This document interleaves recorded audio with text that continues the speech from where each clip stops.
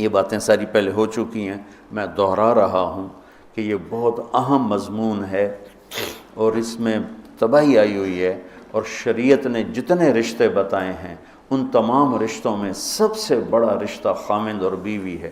والدین کا بھی اتنا اہمیت قرآن نے نہیں بیان کی، بہن بھائیوں کی اتنی اہمیت بیان نہیں کی کہ والدین کے لیے چند آیات، بہن بھائیوں کے لیے چند آیات، باقی رشتوں کے لیے چند آیات، اور خامند بیوی کے لیے سینکڑوں آیات ہیں، سینکڑوں۔ قرآن بھرا پڑا ہے کہ یہ رشتہ بچ جائے، چونکہ باقی رشتے ٹوٹتے نہیں، یہ ٹوٹ جاتا ہے۔ میرا باپ سے رشتہ، میری اطاعت اور فرمان برداری ہو یا نافرمانی ہو، میں اپنے باپ کا بیٹا ہوں۔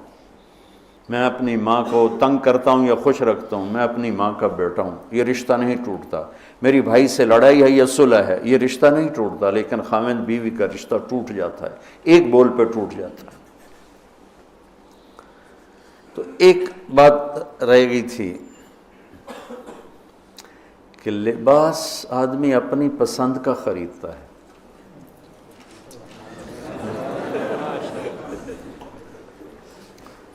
جب چھوٹا بچہ ہوتا ہے پھر تو ماں باپ پہناتے ہیں، جب وہ ہوش میں آ جاتا ہے تو وہ لباس اپنی پسند کا لیتا ہے، ماں کی پسند کا نہیں لیتا، باپ کی پسند کا نہیں لیتا ہے۔ تو لفظ لباس میں اشارہ ہے کہ والدین کو چاہیے کہ شادی میں اپنی بیٹی اور بیٹے کی پسند کا خیال رکھیں۔ یہ لفظ لباس بتا رہا ہے کہ جب ہم چھوٹے تھے ہمیں ماں باپ جو پہناتے تھے ہم پہن لیتے تھے، جب سے ہم نے شعور میں قدم رکھا ہے تو اب ہم اپنا لباس خود ہی خریدتے ہیں، چاہے وہ نیلا ہو، پیلا ہو، کالا ہو، سفید ہو۔ مجھے سفید پسند ہے، زندگی گزر گئی سفید کرتے شلوار میں۔ تو لباس میں اس بات کی طرف اشارہ ہے کہ لڑکے لڑکی کی پسند اور ناپسند کو دیکھا جائے۔ ہمارے معاشرے میں بیٹیوں سے تو پوچھتا ہی کوئی نہیں، اور بیٹوں پر بھی مسلط کرتے ہیں، ایتھے ہی کرنی ہے، بس ہمارا فیصلہ ہے۔ والدین سے کہتا ہوں اللہ کے واسطے، یہ اللہ نے شریعت نے حق رکھا ہے بچے کا، میں نے قبول کیا، لڑکا کہتا ہے، باپ تو نہیں کہتا ہے۔ تو جس نے کہنا ہے میں نے قبول کیا تو وہ قبول تو کرے۔ ایک صحابی نے آ کے عرض کی یا رسول اللہ میں نے وہ نکاح کا پیغام دیا ہے، تو آپ نے فرمایا تو نے وہ لڑکی کو دیکھا ہے؟ کہا جی نہیں۔ آپ نے کہا دیکھ لو، کہ تم نے زندگی گزارنی ہے، دیکھ لو۔ اتنی گنجائش رکھی ہے کہ لڑکا لڑکی بیٹھیں، آپس میں بیٹھیں، ایک دوسرے کو دیکھ لیں، بات چیت کر لیں، تو انہوں نے زندگی گزارنی ہے۔ تو ہمارا ماحول ہے کہ یہ بھی ہندو سے آیا ہوا معاشرہ ہے کہ وہ ذات پات میں پھنسے ہوئے تھے، بس ہم نے راجپوتوں میں کرنا اور کہیں نہیں کرنا، ہم نے جاٹوں میں کرنا اور کہیں نہیں کرنا، ہم نے ارائیوں میں کرنا اور کہیں نہیں کرنا، ہم یہ ہیں، ہم اس کے علاوہ اور کہیں نہیں کرتے۔ یہ پورے ہمارے ماحول میں ایک چیز رچی ہوئی ہے۔ کتنے بچے میرے پاس آتے ہیں، بچیوں کے فون آتے ہیں، ماں باپ زبردستی شادی کر رہے ہیں، میرا دل نہیں کر رہا لیکن وہ زبردستی کر رہے ہیں۔ تو اگر زبردستی کریں تو پھر مان جاؤ، قربانی دے دو، پھر بغاوت نہ کرو، قربانی دے دو۔ چونکہ ایک اس کے ضد میں انتہا کی بات ہو رہی، وہ ہے کورٹ میرج، کہ بعض بچے بچیاں اتنے باغی ہو جاتے ہیں کہ وہ عدالت میں جا کے اپنا نکاح کر لیتے ہیں۔ میں اس کو ٹھیک نہیں سمجھتا کہ ماں باپ کی دعائیں ہمیشہ کے لیے ختم ہو جائیں گی۔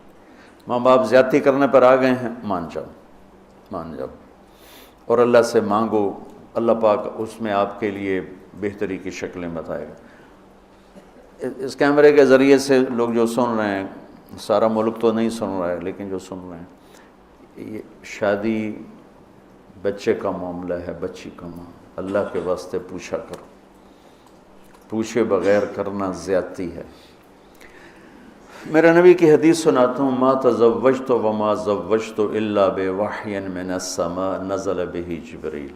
میں نے شادی کی یا بیٹی کی شادی کی، پہلے آسمان سے وحی آئی، جبریل آئے، پیغام لائے، حکم لائے، پھر میں نے یہ کام کیا۔ ٹھیک۔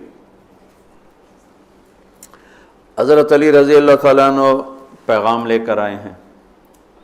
پہلے ابوبکر صدیق نے رشتہ مانگا، آپ خاموش یعنی انکار۔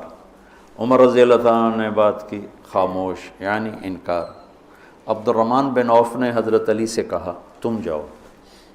وہ فرمانے لگے میں تو بہت غریب ہوں، میرا تو گھر بھی اپنا نہیں، مجھے دے دیں گے؟ کہاں دے دیں گے، تم جاؤ۔ تو حضرت علی تشریف لائے اور آ کے بیٹھے تو شرم کی وجہ سے بولا ہی نہ گیا۔ تو آپ نے فرمایا علی کیسے آئے؟ وہ چپ۔ اب آپ کو تو پتہ تھا علی کیسے آئے، آپ تو اندر دیکھ رہے ہیں۔ تو آپ نے فرمایا لگتا ہے تم فاطمہ کے رشتے کے لیے آئے ہوگے؟ کہا جی ہاں۔ تو آپ نے کہا انشاءاللہ، اور یہ کہہ کر اٹھ گئے۔ تو حضرت علی باہر تشریف لے گئے، صحابہ کھڑے ہوئے تھے انتظار میں، کیا ہوا؟ تو فرمایا انکار ہو گیا۔ کہنے لگے کیسے؟ کہا کچھ بولے ہی نہیں۔ تو عبد الرحمن بن عوف کہنے لگے کچھ تو بولے ہوں گے؟ کہا بس انشاءاللہ کہا تھا۔ کہا تو پھر بس مبارک ہو گیا کام۔ تو حضرت علی نے پوچھا وہ کیسے؟ کہا اس لیے کہ نبی کا انشاءاللہ ہاں ہوتا ہے، لہذا تیرا کام ہو گیا۔ اچھا اب بچوں، میرے بچوں سنو، جبریل آ چکے ہیں کہ اللہ فرما رہے ہیں کہ یہ رشتہ یوں ہونا ہے، وہیں ہاں کر دیتے۔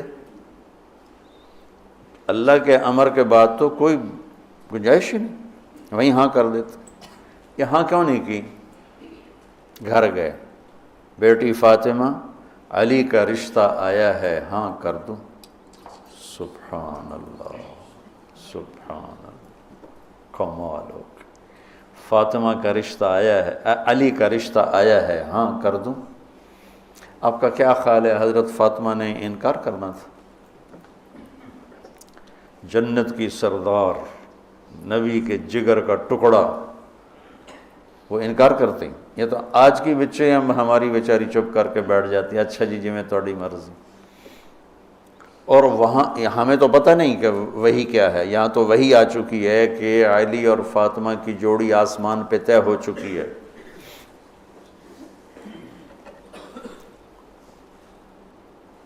حضرت فاطمہ رضی اللہ تعالیٰ عنہ کے اقرار کے بعد آپ باہر تشریف لائے۔ وہیں اقرار کیوں نہیں کیا؟ ہمیں سبق دینا تھا کہ آسمان سے وحی بھی آئی ہو تو بھی بیٹی سے پوچھو۔ سبحان اللہ، سبحان اللہ، سبحان اللہ۔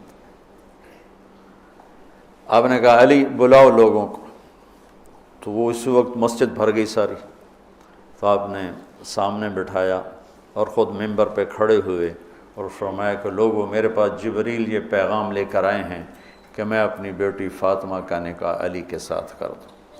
پھر آپ نے خطبہ پڑھ کے فرمایا کہ علی میں نے 400 درہم کے عوض فاطمہ بنت محمد کو تیرے نکاح میں دیا، تو نے قبول کیا؟ تو انہوں نے کہا قبول، تو میں نے قبول کیا اور سجدے میں چلے گئے اور زور سے دعا مانگی، رب اوزعنی ان اشکر نعمتک التی انعمت علی وعلی والدی وان اعمل صالحا ترضاہ واصلح لی فی ذریتی انی تبت الیک وانی من المسلمین۔ یہ دعا مانگی اور اللہ کے نبی نے کہا آمین۔ آپ نے زور سے اوپر سے کہا آمین۔ پھر آپ نے سارے شرکائے نکاح کو شہد کا شربت پلایا اور کھجور کھلائی، شہد کا شربت اور کھجور کھلائی۔ تو آسمانی وحی کے بعد بھی باپ پوچھ رہے ہیں کہاں کر دوں؟ تو ہمارے پاس تو وحی نہیں ہے، اور ایک بچی نے زندگی گزارنی، ایک بچے نے زندگی گزارنی، اور ماں باپ ان کی وہ رائے کے خلاف اولاد بولے تو وہ کہتے ہیں یہ گستاخ ہو گئے ہیں، یہ نافرمان ہو گئے ہیں۔ وہ پھر وہ ان کو وہ جذباتی طور پر ان پر پریشر ڈالتے ہیں، ہم نے تمہیں بچپن میں پالا، ہم نے ماں کہتی میں تینوں دودھ پیوایا، میں تیرے پوتڑے دھوتے، آج تو میرے اگو بلینا ہے۔ وہ اماں جی میں زندگی گزارنی ہے، تسی گزار بیٹھے ہو، میں گزارنی ہے۔ ہمارے دینی حلقے ہوں یا دنیاوی حلقے ہوں، نہ کوئی بچے سے پوچھتا ہے کہ بیٹا یہاں آپ کا کر دیں، آپ کا کیا رائے ہے، نہ کوئی بچی سے پوچھتا ہے کہ بیٹی یہ رشتہ آیا ہم ہاں کر دیں، بلکہ بچیوں سے چھپا کے رشتے کیے جاتے ہیں کہ وہ بچی کو پتہ ہی نہیں ہوتا۔ ہمارے پرانے تعلق والے ذمہ دار گھرانے کی بچی کہا جی مولانا صاحب چلو ماں باپ جہاں کر دیں ٹھیک ہے، ہمارا سر جھکا ہوا ہے، اتنا تو دیکھ لیتے انسان کا بچہ ہوتا ہے۔ ایک شرابی کے ساتھ میری شادی کر دی، عمر گزر گئی میری روتے روتے، فیملی میں ہی کرنا تھا تو کوئی اور شریف بچہ دیکھ لیتے۔ مجھے صرف فون پہ کہا گیا کہ باسی تیری منگنی کر دیتی ہے تو فلانی تاریخ نو تیری شادی، اور وہ شرابی تھا میرا، آج تک وہ شراب پیتا۔ یہ وہ دکھتے ہوئے مسائل ہیں جن کو ہم دین کی روشنی میں دیکھتے ہی نہیں ہیں، اپنے رواج کی روشنی میں دیکھتے ہیں۔ ہمارا رواج کیا ہے، ہمارا دستور کیا ہے، اس پر ہم چلتے ہیں۔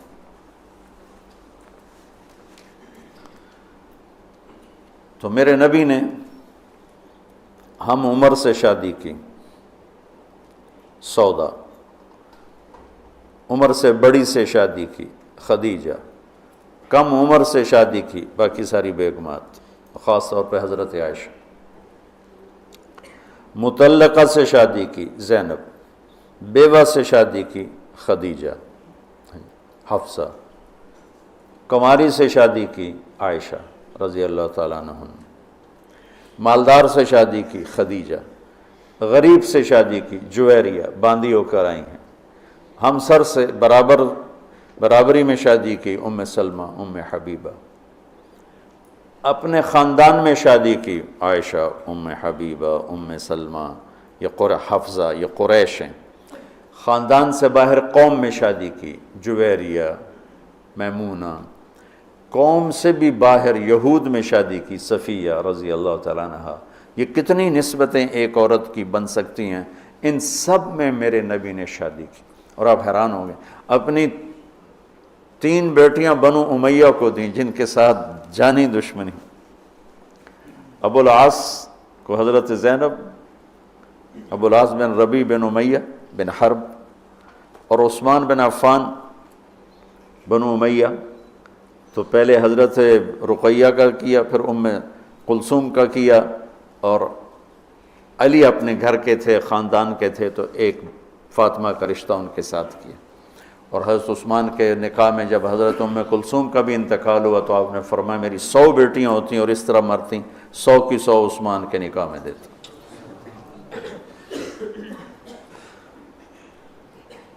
یہ معاشرت کے احکام کو اللہ روزے کے درمیان لے کر آئے، اوپر بھی روزہ ہے، نیچے بھی روزہ ہے، اور اس کے بیچ میں اللہ تبارک و تعالی ہمیں یہ دکھا رہا ہے کہ معاشرت عبادات کی طرح ہے، عبادت کی طرح ہے۔ معاشرت خوبصورت نہیں ہوگی تو ہمارا دین خوبصورت نہیں ہوگا۔ میں بیوی کو عزت نہیں دوں گا، دیکھو طنز کا بول ایسا جیسے کپڑے پھاڑ دینا، بے عزت کرنے کا بول ایسا جیسے کپڑے پھاڑ دینا۔ اور میں کتنا ہی پاگل ہو جاؤں غصے میں اپنا کرتا خود نہیں پھاڑتا ہوں، میں کسی کا کرتا تو پھاڑوں گا، اپنا نہیں پھاڑوں گا۔ تو میری بیوی میرا لباس ہے، مجھے غصہ چڑھا ہوا ہے، مجھے گلہ آیا ہوا ہے، تو میں لباس پہ ہاتھ نہیں ڈالوں گا۔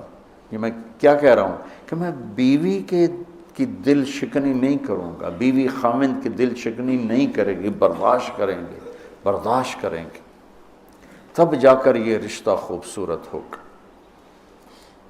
دنیا میں کسی بھی رشتے کو باقی رکھنے کے لیے برداشت کے سوا کوئی قانون نہیں، اور اس رشتے کے لیے برداشت سب سے زیادہ ہے کہ برابری کا رشتہ ہے، کبھی خاوند گرم کبھی بیوی گرم، پھر دونوں ہی گرم تو پھر آگ بھڑکے گی اور بڑھتی چلی جائے گی۔ ایک بچہ مجھے آ کے ملا ملتان سے، ٹاپ کیا اس نے پورے پنجاب میں FSC میں، تو کہا جی میں 2 دفعہ خودکشی کی کوشش کر چکا ہوں۔ میں نے کہا تم اتنے پڑھنے لکھنے والے بچے، تم کیوں خودکشی؟ کہا جی میرے ماں باپ دونوں آپس میں اتنا لڑتے ہیں کہ ان کی لڑائی سے بددل ہو کر میں نے 2 دفعہ خودکشی کی کوشش کی۔ تو میرے نبی نے 11 گھر آباد کر کے ہمیں زندگی سکھائی ہے کہ اس خوبصورت رشتے کو کیسے نبھانا ہے۔